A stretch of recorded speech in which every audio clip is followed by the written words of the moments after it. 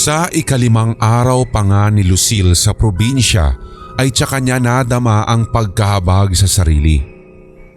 Sabi na nga ba at hindi magandang ideya na mag-inom pa siya. Hayon tuloy at para siyang tanga na nagngunguy-nguy sa bangkuan ng isang tindahan. Noon ay mag-aalas 10 na ng gabi. "Ineng!" Tawag sa kanya ng tindera mula sa loob pero hindi niya pinansin. "Ineng, magsasara na. Pabili nga." Ano yun?" "Posporo lang, salamat." At hindi pinansin ni Lucille ang tindera at ang bagong dating na bumibili. Abala siya sa pagsi-self-pity ng walang ano-ano. "Mukhang mabigat yan ah." Anang lalaking bumili ng posporo. Hindi niya ito pinansin at nananatili siyang nakaupo sa bangkuan at nakasandig sa poste ng tindahan. "Alam mo, gumagabi na. Pwedeng tumahimik ka? Ang baho-baho ng usok ng..." At naudlot ang pagsusungit niya nang mabistahan ang lalaki. Ubod ito ng puti, matangkad at maganda ang pangangatawan.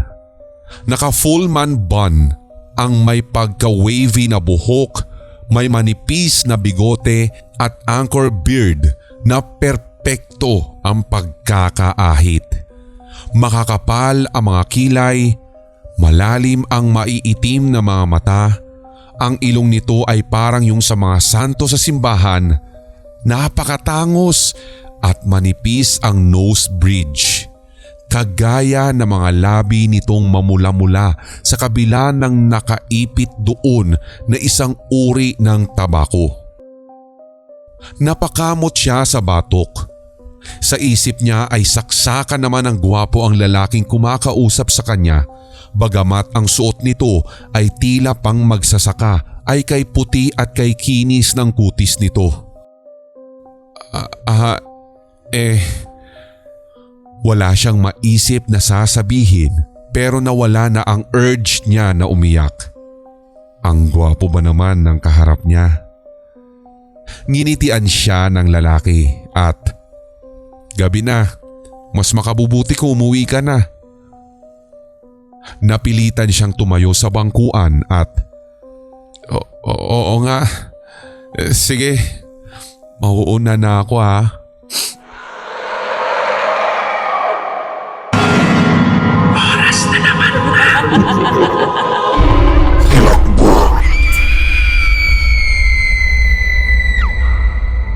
Napamulagat si Lucille. Umaga na. Nakahiga na siya sa kanyang kama at hindi niya alam kung paano siya nakauwi. Ang naaalala niya ay naki-Christmas party siya sa isang bar sa bayan ng nagdaang gabi. Nagpakalasing siya at nag-relapse.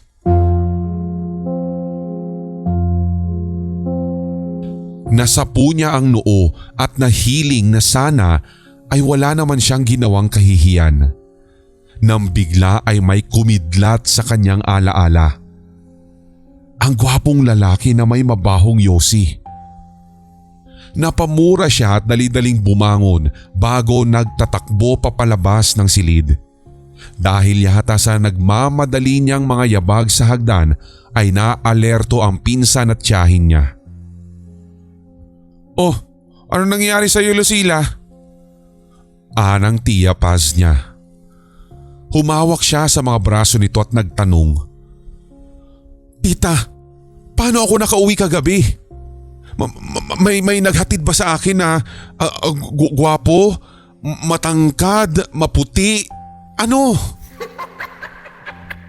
Umalingaw-ngaw ang tawa ng pinsan niyang si Natalia. Kung kaya't pinagsasasabi mo. Tsaka hoy, grabe ka sa kalasingan ha. Pati pag uwi mo hindi mo matandaan.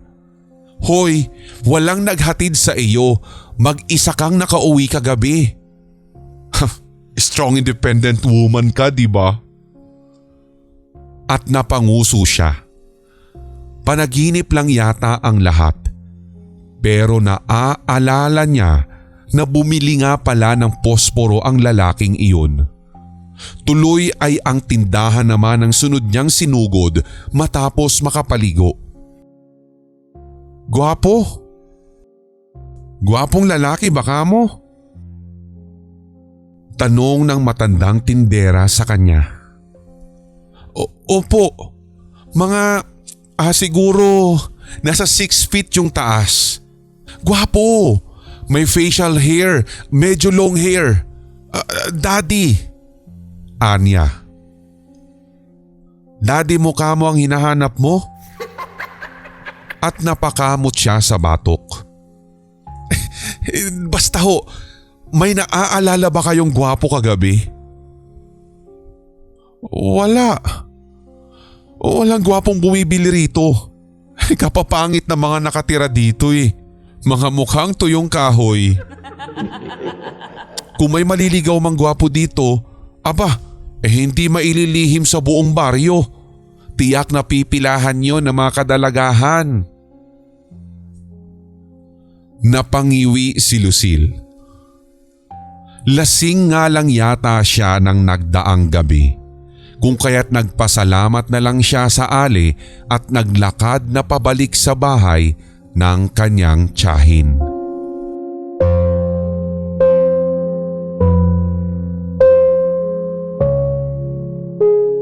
Born and raised in Manila, isang certified Manila girl si Lucille. Liberated ang tingin sa pakikipagrelasyon kaya naman halos nagbilang na ng lalaki sa buong buhay niya. Gayunpaman ay nasasaktan pa rin naman siya. Hindi nga lang niya inasahan na magre-relapse pa nga siya sa breakup nila ng ex niyang si Patrick. Nakatatlong taon din nga naman sila kaya nang ipagpalit siya nito sa mas bata ay dinamdam niyang talaga. Nagpanggap siyang okay lang at ginamit na excuse ang Pasko at New Year para magtungo sa probinsya ng kanyang ina. 2 linggong leave ang nakuha niya nang biglaan sa trabaho. Yun ay matapos na bigyan niya ng lap dance ang HR manager. From December 21 to January 3 ang kanyang bakasyon. Naisip niyang mahaba-habang panahon iyon para siya ay mag-heal. Pero hayon siya at matapos pumarty sa 5th araw niya sa probinsya ay nag-iilusyon na ng gwapong lalaki dahil sa kangangawa niya kay Patrick. Buisit! Sabay sipa niya sa nananahimik na bato sa kanyang harapan. Kagabi, mukhang malungkot ka. Ngayon naman mukhang galit ka. Dagli niyang nilingon ang pamilyar na estrangherong tinig at dagli ring inipit ang ilang hibla ng buhok sa gilid ng kanyang tenga.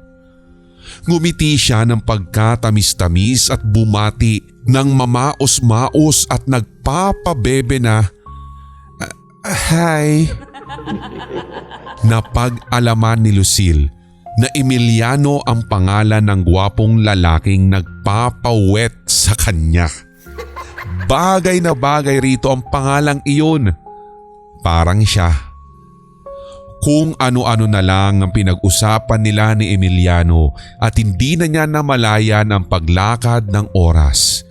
Kung hindi pa ito nagpaalala sa kanya ay baka kung saang impyerno na sila nakarating. Dumidilim na. Nito. Hindi ka ba hahanapin sa inyo? No. It's okay. I'm an adult. Hindi ko na kailangan magpaalam kung saan ako magpupunta, no?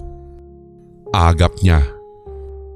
Lumitaw ang mapuputi at pantay-pantay nitong mga ngipin nang ngitian siya. Pero syempre, kailangan mo pa rin umuwi. Gumagabi na. Lumaylay ang mga balikat niya. Tinataboy na yata siya nito. Sobrang clingy naman niya kung hindi pa siya uuwi. Kakikilala pa lang nila kung sa bagay nga, no? Anyhow, free ka ba tomorrow? Pwede ba ulit tayo magkita? Nakakabore kasi dito sa inyo. Wala man lang mapuntahan. Low-key, nagyayaya siya na ipasyal nito. Kinagat naman iyon ni Emiliano kung kaya't, "Sure, magkita tayo bukas ng 3:00 at ipapasyal kita." Ang lawak ng ngiti niya. Nang gabing iyon ay hanggang batok ang ngiti ni Lucille. Hindi iyon nakalagpas sa paningin ng tiyahin at ng pinsan niya kung kaya't, "Lucila, kinakabahan ako sa ngiti mong yan ha?" Ani Tia Paz. "Alam ko kung anong nagpapangiti riyan sa babaeng yan." Sabad at panggatong ni Natalia. "Nakita kayo nung sinasabi mong gwapo no?" At napahagalpak siya pero hindi tumugon. "Sino yan Lucila ha?" "Tita, kalma lang. Kamimit lang namin." "So, yung gwapo nga na sinasabi mo." At nanlalaki ang mga matang tanong ni Natalia. "Sinong gwapo?" "Natalia, Lucila. Sagutin niyo ako pag uumpugin ko kayong dalawa." "Basta. Ipapakilala ko na lang sa inyo kapag hindi na awkward." Napailing si Tia Paz sa sinabing iyon ni Lucille. Tumugon naman ang tiyahin ng, "Malamang na hindi tiga rito yung lalaking tinutukoy mo Lucila. Ang sabi mo kasi kanina ay kung may naghatid sa iyo na matangkad at maputi. Puro magbubukid ang mga lalaki rito at babad sa araw kaya imposible na magkaroon ng maputi rito." Hindi na siya nagkomento pa. Basta't ang mahalaga ay magkikita silang muli ni Emiliano bukas. "Mag-iingat ka dito Lucila ha. Hindi ito Maynila. Baka mamaya niyan." "Oh tita, I can handle myself perfectly. Nakapagpapaikot nga ako ng mga city boys. Ano pa ba ang mga prom-de boys?" Mayabang niyang wika. "Ay talaga ba?" Sabad ni Natalia. "Talaga ba te? Di ba nga kaya ka naririto dahil niloko ka ng ex mo no?" At sinamaan niya ito ng tingin na tinawanan lang nito. "Natalia, yung bibig mo." Siya naman ang binalingan ni Tia Paz. "Ang sa akin kasi Lucila, baka mamaya hindi tao yung nakilala mo. Iba rito sa probinsya. Marami ng kwento rito ng mga babaeng niligawan at binuntis na mga maligno, engkanto, tsaka kapre. Kaya sinasabi ko na mag-iingat ka." Na-appreciate niya ang concern ni Tia Paz kaya lang ay lumilipad na kay Emiliano ang utak niya. Hindi kasi nila napag-usapan kung saan sila magkikita. Pero hindi na pala niya kailangang problemahin iyon dahil kinabukasan pagsapit ng 3:00 ng hapon at naglalakad-lakad na siya ay natagpuan na lamang niya ang kanyang sarili na nakikipagnitian kay Emiliano sa hindi kalayuan. "Nag-worry ako kasi hindi natin napag-usapan kung saan tayo magkikita." Anya. "Ang liit lang nitong baryo. Madali tayo magkikita." Nakangiting tugon nito bago nagpatiunang maglakad at inilahad ang kamay sa kanya. "Sumunod ka sa akin." Kinilig naman ang uterus niya nang hawakan ang malaking kamay ng lalaki. Ang pakiramdam kasi niya ay safe na safe ang pagkababae niya. Muli, hindi na naman namalaya ni Lucille ang oras. Madilim na pero ayaw pa rin niyang mawalay kay Emiliano at sa halip ay tumambay sila sa tindahan at bumili ng merienda. Kwentuhan lang sila ng kwentuhan Tawanan ng tawanan at walang pakialam sa tindera na tinatapunan na sila ng nang-iintrigang tingin. Marites ang tawag namin sa ganyan. Bulong niya kay Emiliano na noon ay nagsisindi ng tabako. Bahong-baho siya roon, pero kung bakit ba kapag si Emiliano ang naninigarilyo ay parang mas lumalakas pa ang dating nito. Animoy mafia boss sa kanyang paningin ang lalaki. Nagsalubong ang makakapal nitong mga kilay at Marites? Pinaliwanag naman niya rito ang kahulugan ng Marites at sila ay nagkatawanan na naman. Ay ineng, manong, anang Ali. Magsasara na ako ng tindahan. Tumayo na sila sa bangkuan. Pagtingin niya sa oras sa kanyang cellphone ay 10:00 na ng gabi. Ang bilis naman ng oras. Reklamo niya habang nire-replyan ng text ni Natalia kung nasaan na raw siya. Dapat ka na sigurong umuwi, ani Emiliano. Malalim na rin kasi ang gabi. Napanguso ang dalaga. Ayaw pa niya talaga. Gusto pa niya itong makasama at tila nahalata iyon ng lalaki. May alam akong bahagi ng baryo kung saan napakaraming alitap-tap tuwing gabi. Gusto mo bang makita? Wala siyang pakialam sa mga alitap-tap pero napasagot na lang siya ng, "Sige." Bahagya nga lang tumambol ang kanyang dibdib nang ang tugpain nila ay ang daan patungo sa gubat. Baka kung ano ang gawin nito sa kanya, pero sa isip-isip niya, exciting. Ganoon pa man ay pinakita lang talaga ni Emiliano ang mga alitap-tap sa kanya. Isa iyong puno ng akasya na animoy may Christmas lights dahil sa kumukuti-kutitap na mga insekto. Namangha na rin naman siya, kaya lang ay, yun na ba yun? Nasa gubat silang dalawa. Tititigan lang ba nila ang mga alitap-tap? Ang ganda, hindi ba? Ani Emiliano. Nang lingunin niya ito, ay nakatitig ito sa kanya. Ibinalik niya ang intensidad ng titig nito at ilang sandali pa ay unti-unti nang lumalapit ang mukha nito sa kanya. Naamoy niya ang hindi kaaya-ayang amoy ng tabako sa hininga nito, pero ano pa bang pakialam niya? Naririto na siya. Nang hilahin siya nito sa bewang ay siya na ang sumalubong sa mga labi nito.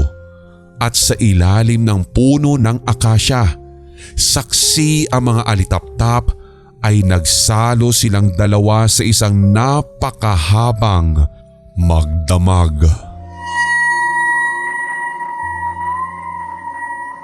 Lucila, anong oras na?